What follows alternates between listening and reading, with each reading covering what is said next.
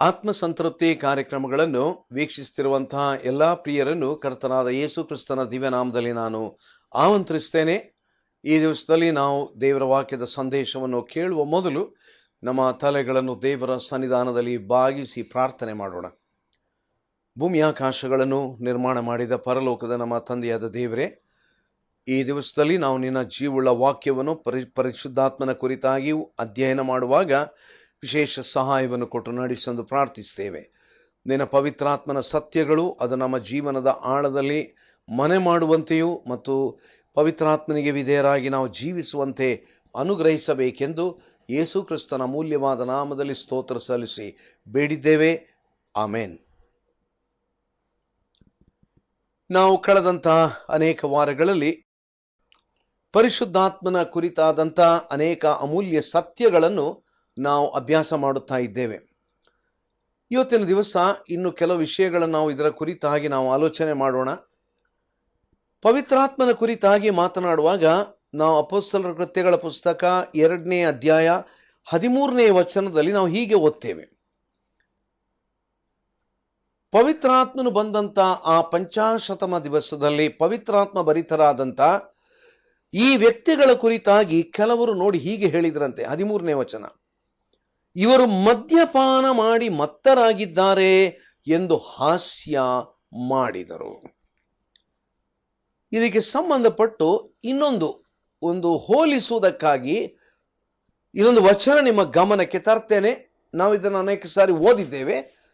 ಎಫೆಸದವರಿಗೆ ಬರೆದಂಥ ಪತ್ರ 5ನೇ ಅಧ್ಯಾಯ 18ನೇ ವಚನ, ಮದ್ಯಪಾನ ಮಾಡಿ ಮತ್ತರಾಗಬೇಡಿರಿ, ಅದರಿಂದ ಪಟಿಂಗತನವು ಹುಟ್ಟುತ್ತದೆ, ಆದರೆ ಪವಿತ್ರಾತ್ಮ ಭರಿತರಾಗಿರ್ರಿ ಎಂಬುದಾಗಿ.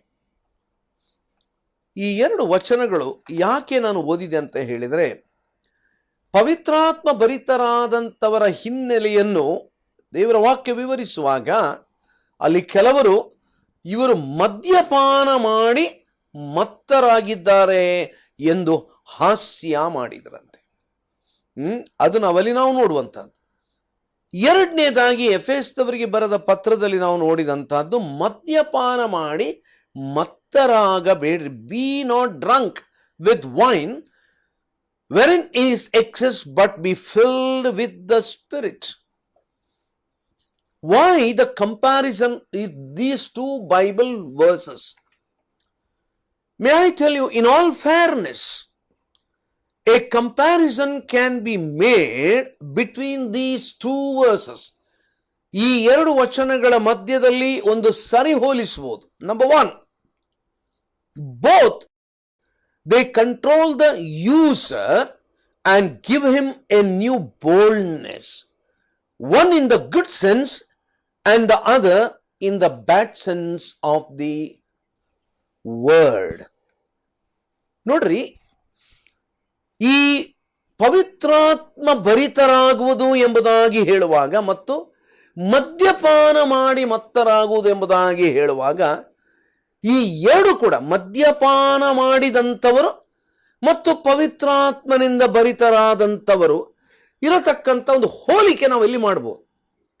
ಯಾವುದಂತ ಹೇಳಿದರೆ, ಮೊದಲನೇದಾಗಿ ಒಬ್ಬ ಮದ್ಯಪಾನ ಮಾಡಿದಂಥ ವ್ಯಕ್ತಿ, he is controlled by the wine, liquor. ಆ ಮದ್ಯಪಾನ ಪಾನೀಯದಿಂದ ಅವನು ಹತೋಟಿಗೆ ಒಳಪಟ್ಟಿರ್ತಾನೆ ಮತ್ತು ಅದಕ್ಕೆ ಒಳಪಟ್ಟು ನಡೀತಾನೆ. ಈ ರೀತಿಯಾಗಿ ಮದ್ಯಪಾನ ಮಾಡಿದಾಗ he is not only he will be under the control of that liquor and also he will have some extra boldness. ಆದ್ರಿಂದ ಕೆಲವರು ನೋಡಿ, ಏನಾದರೂ ದುಷ್ಟ ಕೆಲಸ ಮಾಡಬೇಕಂತೇಳಿ ಆದರೆ ಕುಡಿದುಕೊಂಡು ಮಾಡ್ತಾರಂತೆ. ನೀವು ಕೇಳಿರ್ಬೋದು. ಎಲ್ಲಿಯವರೆಗೆ ಅಂತ ಹೇಳಿದ್ರೆ, ಏನಾದರೂ ಅಯೋಗ್ಯವಾದ ಕೆಲಸ ಮಾಡಬೇಕಾದ್ರೆ ಅಥವಾ ಯಾವುದಾದ್ರೂ ಒಂದು ಅಶುದ್ಧವಾದ ಕೆಲಸ ಮಾಡಬೇಕಾದ್ರೆ ಅವರಿಗೆ ಚೆನ್ನಾಗಿ ಕುಡಿಬೇಕು. ಕುಡ್ದಾಗ್ಲೇ ಅವರಿಗೆ ಬೋಲ್ಡ್ನೆಸ್ ಬರೋದು, ಅವರಿಗೆ ಕುಡ್ದಾಗೊಂದು ಧೈರ್ಯ ಬರ್ತದಂತೆ. ಆ ಧೈರ್ಯದಲ್ಲಿ ಏನು ಕೆಲಸ ಮಾಡ್ಲಿಕ್ಕೂ ತಯಾರಾಗಿರ್ತಾರೆ, ಕೊಲೆ ಮಾಡ್ಲಿಕ್ಕೂ ತಯಾರಾಗಿರ್ತಾರೆ.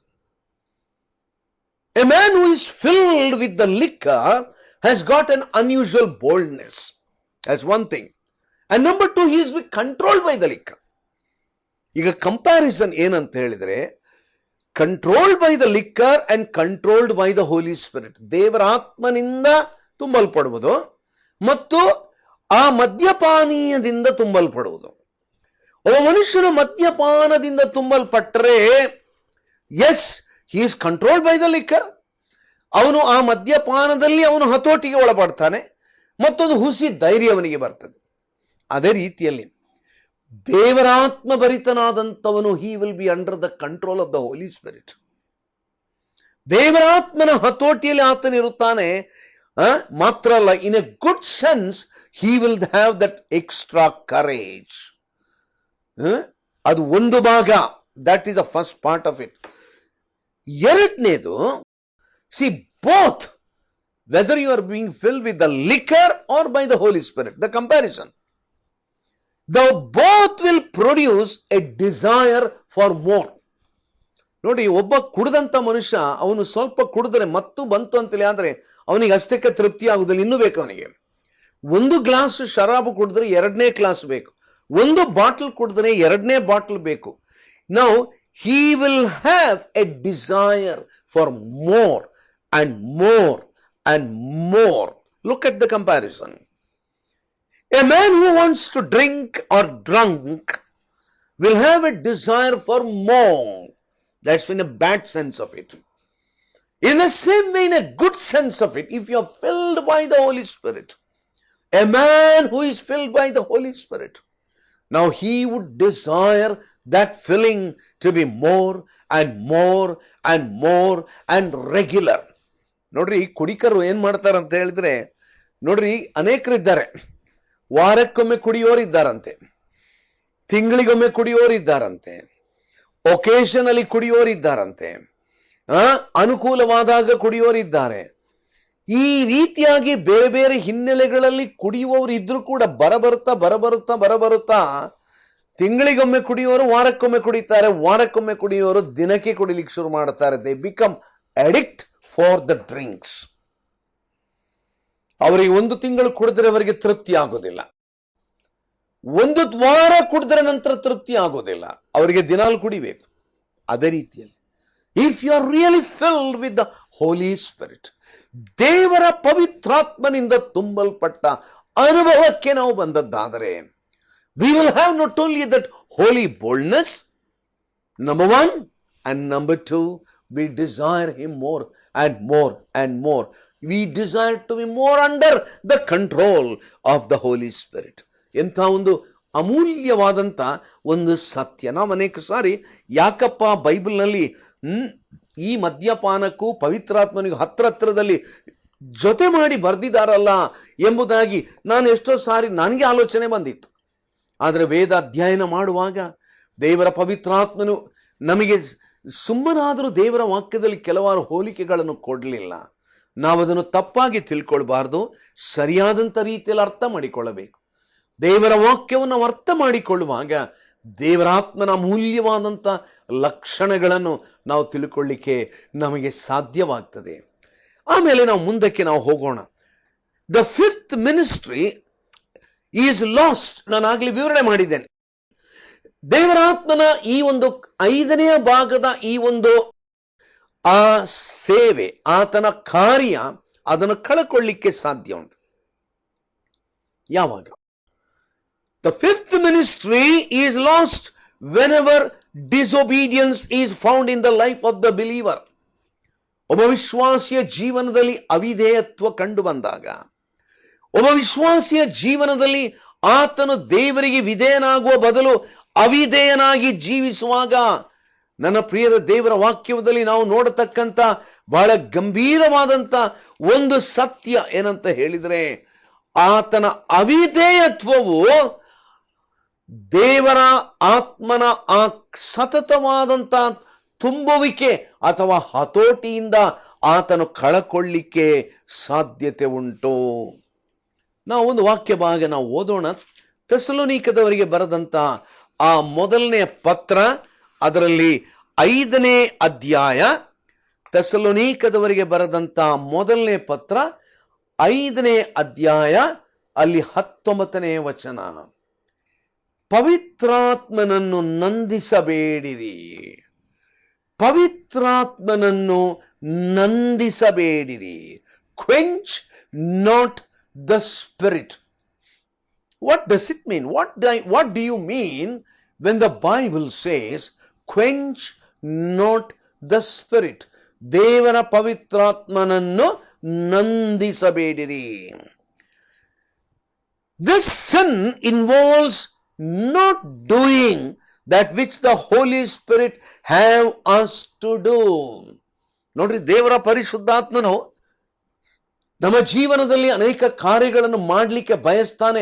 And he prompts us to do.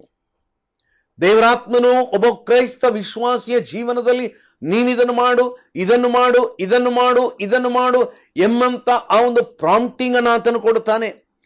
The spirit of the lord will give us what to do, how to do, why to do ಎಂಬಂತ ಒಂದು ವಿಷಯಗಳನ್ನು ಸ್ಪಷ್ಟೀಕರಿಸ್ತಾನೆ. ಒಂದು ವೇಳೆ it is negative in nature, the same word is used elsewhere in reference to the putting out of a fire. ನಂದಿಸುವುದು, ಬೆಂಕಿಯನ್ನು ನಂದಿಸುವಂತದ್ದು. ನಾವು ಸತ್ಯವೇದವನ್ನು ತೆಗೆದು ನಾವು ಮತ್ತಾಯನ ಸುವಾರ್ತೆಗೆ ಬರುವಾಗ ನಾವು ಅಲ್ಲಿ ಮತ್ತಾಯನ ಸುವಾರ್ತೆಯಲ್ಲಿ ನಾವು ಒಂದು ಬಹಳ ಗಂಭೀರವಾದಂಥ ಸತ್ಯವನ್ನು ಗಮನಿಸಬಹುದಾಗಿದೆ. ಮತ್ತಾಯನ ಸುವಾರ್ತೆ 12ನೇ ಅಧ್ಯಾಯ 20ನೇ ವಚನಕ್ಕೆ ಬರುವಾಗ ಅಲ್ಲಿ ಒಂದು ಮಾತು ಹೀಗೆ ಬರೆಯಲ್ಪಟ್ಟಿದೆ.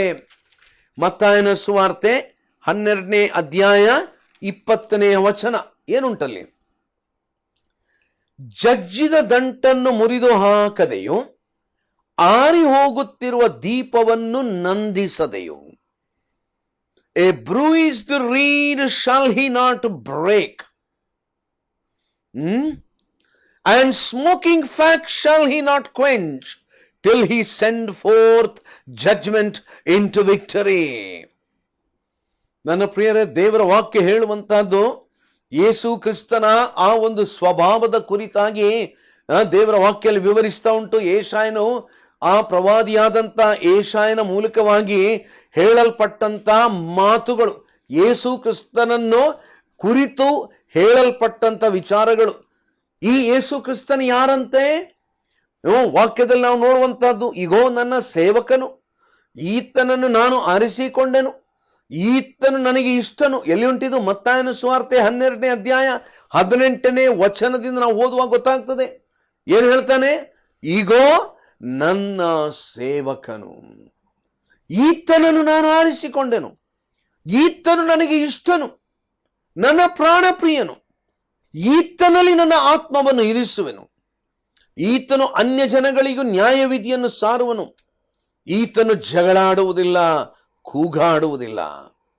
ಬೀದಿಗಳಲ್ಲಿ ಈತನ ಧ್ವನಿ ಯಾರಿಗೂ ಕೇಳಿಸುವುದಿಲ್ಲ. ಜಜ್ಜಿದ ದಂಟನ್ನು ಮುರಿದು ಹಾಕದೆಯೋ, ಆರಿ ಹೋಗುತ್ತಿರುವ ದೀಪವನ್ನು ನಂದಿಸದೆಯೋ, ನ್ಯಾಯವನ್ನು ದಿಗ್ವಿಜಯಕ್ಕಾಗಿ ಕಳಿಸಿ ಕೊಡುವನು. ಅನ್ಯ ಜನರು ಈತನ ಹೆಸರನ್ನು ಕೇಳಿ ನಿರೀಕ್ಷೆಯಿಂದ ಇರುವರು ಎಂಬುದಾಗಿ. ನನ್ನ ಪ್ರಿಯರೇ, ದೇವರ ವಾಕ್ಯ ನಮಗೆ ಹೇಳತಕ್ಕಂಥದ್ದು, ನಾವು ದೇವರ ಪರಿಶುದ್ಧಾತ್ಮನನ್ನು ನಂದಿಸಲಿಕ್ಕೆ ಸಾಧ್ಯ ಉಂಟು. ದೇವರ ಪವಿತ್ರಾತ್ಮನನ್ನು ನಾವು ಆರಿಸಲಿಕ್ಕೆ, ಅಂದರೆ ಆತನ ಪ್ರಜ್ವಲವಾದಂಥ ಆ ಕೆಲಸ ಅದು ಪ್ರಜ್ವಲವಾಗಿ ಮುಂದುವರಿಯೋ ಬದಲು ಅದಕ್ಕೆ ಸ್ವಲ್ಪ ತಣ್ಣೀರು ಹರಿಸಲಿಕ್ಕೆ ಸಾಧ್ಯ ಉಂಟು. The Holi spirit is active. ದೇವರ ಪರಿಶುದ್ಧಾತ್ಮನು ಆತನು ಬಹಳವಾಗಿ ಕಾರ್ಯವನ್ನು ಮಾಡುವಂಥವನು. He is very active. ದೇವರ ಪರಿಶುದ್ಧಾತ್ಮನು ಆತನು ಹಿ ಈಸ್ ನಾಟ್ ಪ್ಯಾಸಿವ್. ಎಫೆಸದವರಿಗೆ ಬರೆದ ಪತ್ರ 6ನೇ ಅಧ್ಯಾಯ 16ನೇ ವಚನಕ್ಕೆ ಬರುವಾಗ ನಾವಲ್ಲಿ ಹೀಗೆ ನೋಡ್ತೇವೆ. ಭಕ್ತನಾದಂಥ ಪೌಲನು ಕ್ರೈಸ್ತರು ನಡೆಸುವ ಯುದ್ಧದಲ್ಲಿ ದೇವರು ಕೊಡುವಂತಹ ಸರ್ವಾಯುಧಗಳನ್ನು ಧರಿಸಿಕೊಳ್ಳಬೇಕೆಂಬುದಾಗಿ ಹೇಳುವಾಗ 16ನೇ ವಚನದಲ್ಲಿ ಆತನೇನು ಹೇಳಿದ? ಎಫೆಸ 6:16, ನಂಬಿಕೆ ಎಂಬ ಗುರಾಣಿಯನ್ನು ಹಿಡಿಕೊಳ್ಳಿರಿ, ಅದರಿಂದ ನೀವು ಕೆಡುಕನ ಅಗ್ನಿ ಬಾಣಗಳನ್ನೆಲ್ಲ ಆರಿಸುವುದಕ್ಕೆ ಶಕ್ತರಾಗುವಿರಿ. ಕೆಡುಕನ ಅಗ್ನಿ ಬಾಣಗಳನ್ನು ಆರಿಸುವುದಕ್ಕೆ ನೀವು ಶಕ್ತರಾಗುವಿರಿ. ನನ್ನ ಪ್ರಿಯರೇ, ಇಬ್ರಿಯರಿಗೆ ಬರೆದ ಪತ್ರ 11ನೇ ಅಧ್ಯಾಯ 34ನೇ ವಚನಕ್ಕೆ ಬರುವಾಗ ನಾವಲ್ಲಿ ಹೀಗೆ ನಾವು ನೋಡ್ತೇವೆ, ದೇವರು ಅನೇಕ ನಂಬಿಕೆಯ ವೀರರ ಕುರಿತಾಗಿ ಆತನು ಬರೀತಾನೆ. ಅವರ ಕುರಿತಾಗಿ ಬರೆಯುವಾಗ ಅನೇಕ ದೇವರ ಭಕ್ತರ ಕುರಿತಾಗಿ ಅವರು ನಂಬಿಕೆಯ ಮೂಲಕವಾಗಿ ಏನೆಲ್ಲ ಮಾಡಿದರು ಎಂಬುದಾಗಿ ಹೇಳುವಾಗ 33ನೇ ವಚನದಿಂದ ನಾವು ನೋಡ್ಬೋದು. ಇಬ್ರಿಯ 11:33, ನಂಬಿಕೆಯ ಮೂಲಕ ಅವರು ರಾಜ್ಯಗಳನ್ನು ಸ್ವಾಧೀನ ಮಾಡಿಕೊಂಡರು, ನೀತಿಯನ್ನು ನಡೆಸಿದರು, ವಾಗ್ದಾನಗಳನ್ನು ಪಡೆಕೊಂಡರು, ಸಿಂಹಗಳ ಬಾಯಿ ಕಟ್ಟಿದರು, ಬೆಂಕಿಯ ಬಲವನ್ನು ಆರಿಸಿದರು. ಏನು ಮಾಡಿದ್ರಂತೆ? ಬೆಂಕಿಯ ಬಲವನ್ನು ಅವರು ಆರಿಸಿದರು. ಅಂದ್ರೆ ಏನು ಅರ್ಥ? ಈ ಎಲ್ಲ ವಚನಗಳನ್ನು ನಾವು ಜೊತೆಯಾಗಿ ಓದುವಾಗ ದೇವರ ವಾಕ್ಯ ಹೇಳಿದಂತ ಮೊದಲನೆಯ ಮಾತು ನೆನಪಿಗೆ ತಂದುಕೊಳ್ಳೋಣ. ಏನು ಹೇಳಿದ್ದು? Quench not the spirit.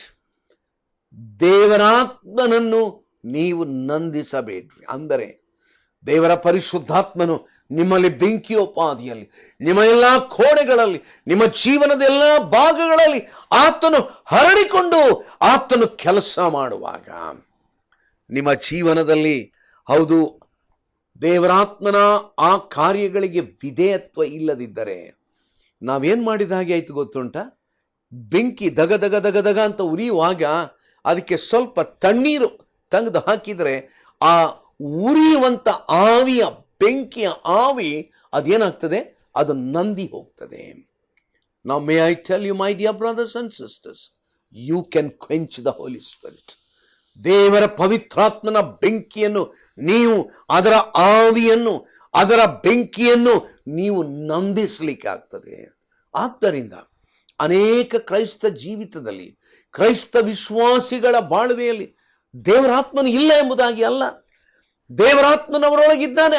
ಆದರೆ ಆತನು ಯಾವ ರೀತಿಯಲ್ಲಿ ಕಾರ್ಯ ಮಾಡಬೇಕೋ ಆ ರೀತಿಯಲ್ಲಿ ಪೂರ್ಣ ಪ್ರಮಾಣದ ಕಾರ್ಯವನ್ನು ಮಾಡದಂತೆ ಅವರು ಆತನ ಕಾರ್ಯವನ್ನು ನಂದಿಸಿ ಬಿಟ್ಟಿದ್ದಾರೆ. He has become just a silent guest in your life. ಮೌನವಾಗಿ ಇರತಕ್ಕಂಥ ಒಬ್ಬ ಆಗಂತುಕನಾಗಿ ಒಂದು ಮೂಲೆಯಲ್ಲಿ ಆತನಿದ್ದಾನೆ. He is there. He has not gone out. ಯಾಕಂದ್ರೆ ವಾಕ್ಯಾನುಸಾರವಾಗಿ ದೇವರ ಪವಿತ್ರಾತ್ಮನು ಆತನು ನಮ್ಮೊಳಗೆ ಸದಾಕಾಲ ಇರುವುದಕ್ಕಾಗಿ ಆತನು ಬಂದಿದ್ದಾನೆ. ಬಟ್ ಆತನ ಕಾರ್ಯವನ್ನು you can quench the spirit of God. ಆತನ ಆಸಕ್ತಿಯಿಂದ ನಿನ್ನ ಜೀವನದ ಮೂಲಕವಾಗಿ ಕೆಲಸ ಮಾಡಬೇಕು, ನಿನ್ನ ಮೂಲಕವಾಗಿ ಪವಿತ್ರಾತ್ಮನು ಕೆಲಸ ಮಾಡಬೇಕೆಂಬುದಾಗಿ ಮನಸ್ಸು ಮಾಡುವಾಗ ನೀನು ಪವಿತ್ರಾತ್ಮನಿಗೆ ಅನುವು ಮಾಡಿಕೊಡುವ ಬದಲಿಗೆ ಪಾಪದ ಕೃತ್ಯಗಳಲ್ಲಿ ನೀನು ನೆಲೆಗೊಂಡರೆ, when you indulge in sin, when you disobey the prompting of the Holy Spirit, you will be quenching the Holy Spirit. ದೇವರ ಪವಿತ್ರಾತ್ಮನನ್ನು ನೀನೇನು ಮಾಡ್ಲಿಕ್ಕಾಗ್ತದೆ? ನಂದಿಸ್ಲಿಕ್ಕಾಗ್ತದೆ. ಅಷ್ಟು ಮಾತ್ರ ಅಲ್ಲ, ನಾವು ಎಫೆಸದವರಿಗೆ ಬರೆದ ಪತ್ರ 4ನೇ ಅಧ್ಯಾಯಕ್ಕೆ ಬರುವಾಗ ಭಕ್ತನಾದಂಥ ಪೌಲನು ಇನ್ನೊಂದು ವಿಷಯವನ್ನು ಹೇಳ್ತಾ ಇದ್ದಾನೆ. 4ನೇ ಅಧ್ಯಾಯ 30ನೇ ವಚನ, ದೇವರ ಪವಿತ್ರಾತ್ಮನನ್ನು ದುಃಖಪಡಿಸಬೇಡಿರಿ. ದೇವರ ಪವಿತ್ರಾತ್ಮನನ್ನು ದುಃಖಪಡಿಸಬೇಡ್ರಿ. Grieve not the Holi spirit of God whereby you are sealed unto day of redemption. ನನ್ನ ಪ್ರಿಯರೇ, ಪವಿತ್ರಾತ್ಮನನ್ನು ದುಃಖಪಡಿಸುವುದರ ಅರ್ಥ ಏನು?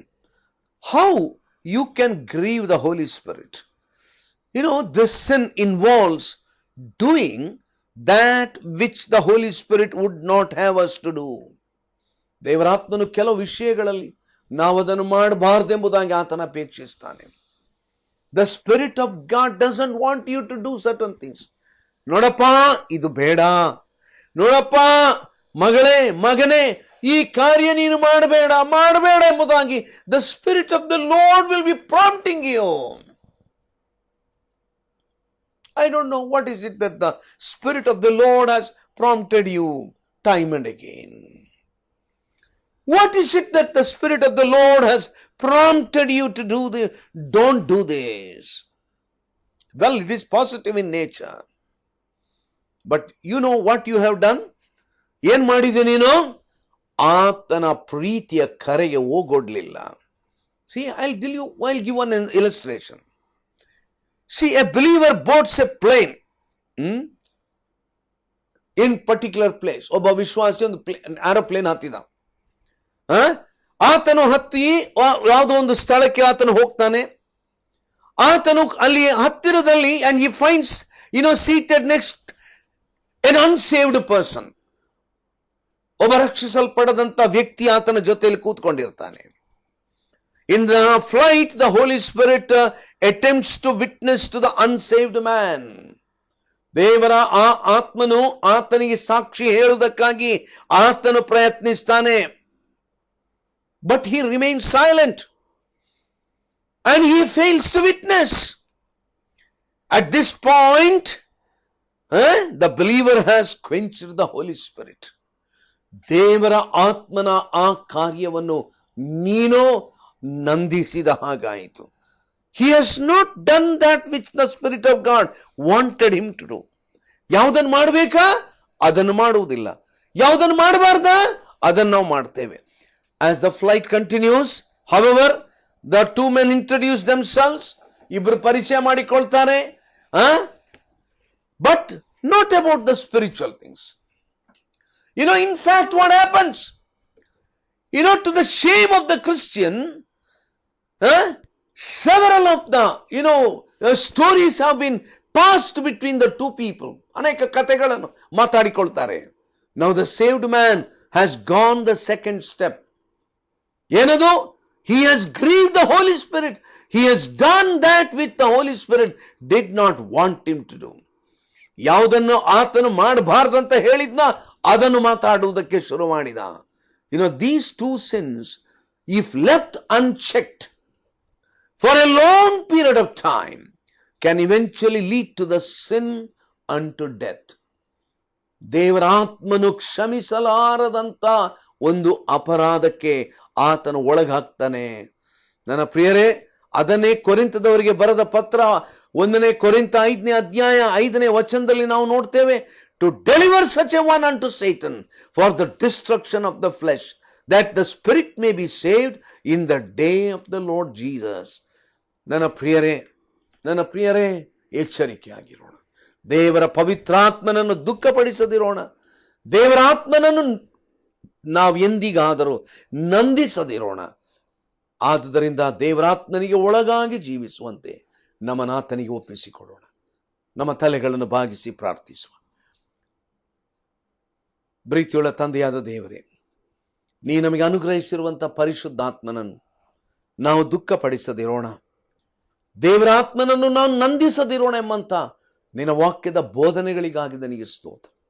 ನಿನ್ನ ವಾಕ್ಯದ ಸತ್ಯವನ್ನು ನಾವು ಕೇಳಿ ನಿನಗೆ ಅವಿಧೇಯರಾಗದಂತೆ, ನಿನ್ನ ವಾಕ್ಯಕ್ಕೆ ಅವಿಧೇಯರಾಗದಂತೆ ನೀ ನಮ್ಮನ್ನು ಕಾಪಾಡೆಂದು ಪ್ರಾರ್ಥಿಸ್ತೇವೆ. ಈ ಸಂದೇಶವನ್ನು ಕೇಳಿದ ಪ್ರಿಯರನ್ನು ಆಶೀರ್ವದಿಸು, ನಮ್ಮನ್ನು ಆಶೀರ್ವದಿಸು, ಪ್ರಿಯ ವೀಕ್ಷಕರನ್ನು ಕರುಣಿಸು. ನಿನ್ನ ಆಶೀರ್ವಾದದ ಹಸ್ತದಂದಿ ನೀ ನಮ್ಮನ್ನು ನಡೆಸೆಂದು ಯೇಸು ಕ್ರಿಸ್ತನ ದಿವ್ಯನಾಮದಲ್ಲಿ ಸ್ತೋತ್ರ ಸಲ್ಲಿಸಿ ದೀನತೆಯಿಂದ ಬೇಡಿದ್ದೇವೆ ಸ್ವಾಮಿ. ಆಮೇನ್.